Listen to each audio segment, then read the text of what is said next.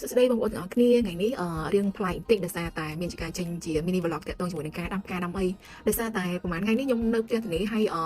អត់មានបានធ្វើអីទេគឺថា Facebook លេងចាស់ហើយ Facebook គឺថាឃើញ page ដែលគេលក់ផ្កាហ្នឹងគឺ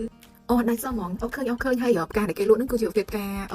កន្លះបែបហុងស៊ុយគេថាកន្លះហុងស៊ុយហ្នឹងឯងហើយវាស្អាតអញ្ចឹងខ្ញុំក៏សាកទិញពីផាងខ្ញុំសាកដាំមើលហើយមុនបានដាំហ្នឹងគឺថាទៅរកទិញអីវ៉ាន់សិននៅចិត្តផ្ទះខ្ញុំនេះគឺគេមានហាង Winsu មួយលក់អីវ៉ាន់15000ហើយអីវ៉ាន់គេស្អាតអញ្ចឹងខ្ញុំទៅរើសបានថោពីប៊ីថូអញ្ចឹងទៅហើយជាមួយនឹងអីវ៉ាន់សម្រាប់ធ្វើតំណាំហ្នឹងឯងហើយថ្ងៃនេះរៀងមានមោទនភាពលើខ្លួនឯងតិចដែរហ្នឹងបងប្អូនដោយសារតែទៅទិញអីវ៉ាន់បានតែអីវ៉ាន់ត្រូវការទេបើរាល់ដងវិញអត់ត្រូវការអីគ្រាន់តែដើរមើលលេងហ្នឹងក៏បានអីវ៉ាន់មកស្បងមកផ្ទះវិញដែរហើយភាសាហាងហ្នឹងបងប្អូនអីវ៉ាន់ច្រើនមែនទែនហើយអីវ៉ាន់ស្អាតមើលដូចធននេះអញ្ចឹងមួយតែ5000ទេប៉ុន្តែភេទថ្មហើយមើលទៅស្អាតហ្មងហើយមានច្រើនមកឲ្យរើសហ្មងខ្ញុំលើកវាមើលចុះឡើងរៀបយកដែរហ្នឹងប៉ុន្តែដោយសារតែទំហំវារៀងទូចបន្តិចអញ្ចឹងខ្ញុំដាំកន្លះត្រូវការដីរៀងច្រើនដែរអញ្ចឹងអត់យកវិញដោយសារយកធោភេទជ័រទៅវារៀងបានទំហំធំតិចហើយនេះ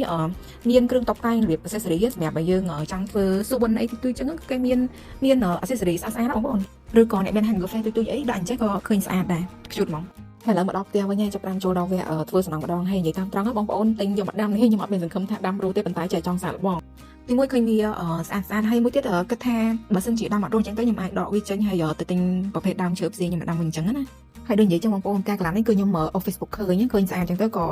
order គេឲ្យគេដឹកមកដល់ផ្ទះហ្មងអត់មានបានទៅមើលផ្ទាល់ដល់ហាងដល់អីទេហើយគេលក់ហ្នឹងគឺតម្លៃ$6បើសិនជាយើងទិញមួយអញ្ចឹងតែខ្ញុំយក4អញ្ចឹងទៅគេចុះឲ្យ5កាក់អញ្ចឹងកន្លះ4ផាងហ្នឹងគឺខ្ញុំចំណាយអស់$22ហើយបូកទាំងថ្លៃដឹកអញ្ចឹងទៅអស់$24ចាសម្រាប់ដីដាំនេះគឺខ្ញុំទិញថែមខាងក្រៅមកបេអស់តម្លៃ$9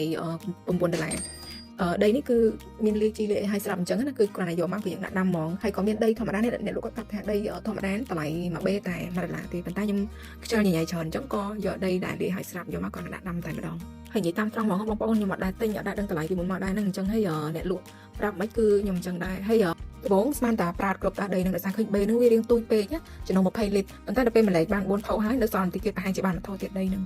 ទាំង4ផាងនេះតម្រុំថាដាក់ដាំហើយគឺថារវល់ពេញមួយល្ងាចដាច់បាត់ដែរហ្នឹងបងប្អូនរត់ទាំងរត់ទៅទិញធោផងអីផងតែដោយសារតែឆ្លាញ់ទោះបីមិនក៏មានអារម្មណ៍ថាហត់ដែរធ្វើឲ្យឃើញស្អាតគ្រាន់តែនៅតែបារម្ភរឿងខ្លាចវារត់បានយូរអញ្ចឹងអ្នកនរ wish me luck ហើយវីដេអូនេះក៏មានតែប៉ុណ្្នឹងដែរបងប្អូនជម្រាបលា see you again in the next video bye